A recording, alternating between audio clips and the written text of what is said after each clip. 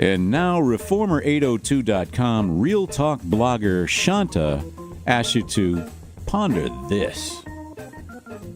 We make our own beds, or do we? A few weeks ago, I was talking to a friend while visiting Connecticut, and we landed on the subject of personal responsibility. It went something like this. You know, we all make our beds, so we must lay in it, my friend stated. Then, of course, my comeback. Or do we? We make our beds, but what if someone comes along and steals our sheets? I've had help making some of my beds. And of course, my friend had to add, well, that's true, but come on, you have to take personal responsibility. We continued this conversation for a few more minutes, interspersed with outbursts of laughter. Like many of my conversations, this one lingered alongside my new challenge to the cliche that if you make your bed, you must lay in it. Might we be encouraged to see this differently? As children, making one's bed is one of the initial early tasks that some of us in American society encounter. It also marks one of our first introductions to being responsible.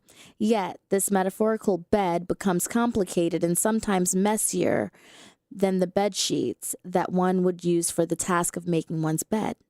Thus, I have no solutions, just questions for everyone to consider when we ask that people lie in the bed that they made. How do you make your bed and lie in it if there's someone who plays a role in stealing your sheets or ruffling the covers? Or perhaps they steal your bed.